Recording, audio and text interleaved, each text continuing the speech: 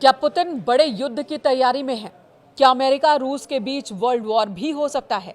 ये वो सवाल हैं जो सोशल मीडिया पर छाए हुए हैं, लेकिन इसी बीच एक बहुत बड़ा खुलासा हुआ है।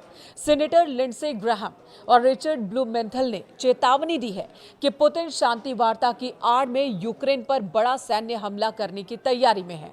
उनका कहना है कि रूस सीज फायर को लेकर कोई गंभीर प्रस्ताव नहीं दे रहा है, बल्कि समय खींच रहा है। पेरिस से आई इस चेतावनी ने रूस यूक्रेन युद्ध को लेकर नई चिंता खड़ी कर दी है। अमेरिका के 2 वरिष्ठ सीनेटर्स ने दावा किया है कि रूसी राष्ट्रपति व्लादिमीर पुतिन शांति वार्ता की आड़ में एक और बड़े सैन्य हमले की तैयारी में हैं।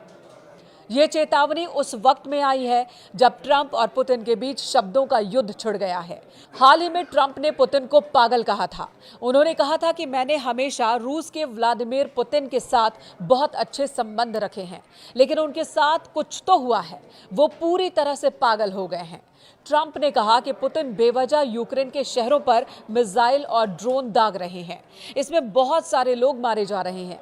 ट्रंप ने लिखा, मैंने हमेशा कहा है वह यूक्रेन का सिर्फ एक टुकड़ा नहीं बल्कि पूरा यूक्रेन चाहते हैं और शायद ये साबित हो रहा है, लेकिन अगर वो ऐसा करते हैं तो इससे रूस का पतन हो जाएगा।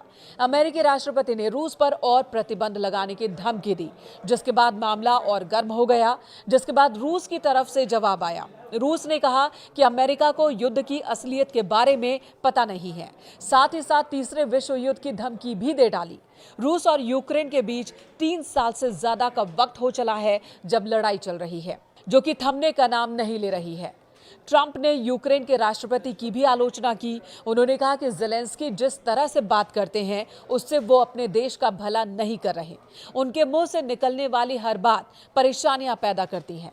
मुझे ये पसंद नहीं और बेहतर होगा कि इसे रोक दिया जाए। रूसी रक्षा मंत्रालय ने रविवार को पुष्टि की कि यूक्रेन द्वारा किए गए ड्रोन हमलों में देश भर के 5 सैन्य एयरबेस को निशाना बनाया गया, जिससे कई विमानों को नुकसान पहुंचा है। हालांकि कितने विमान क्षतिग्रस्त हुए इसका सटीक आंकड़ा नहीं बताया गया, लेकिन यूक्रेन ने रविवार को दावा किया था कि उसने रूस के 41 लड़ाकू विमानों को तबाह किया। इन हालात में ये सवाल उठने लगे हैं कि क्या आने वाले वक्त में रूस और अमेरिका के बीच सीधी जंग छिड़ सकती है, जिसे लेकर सोशल मीडिया पर तरह तरह की बातें हो रही हैं।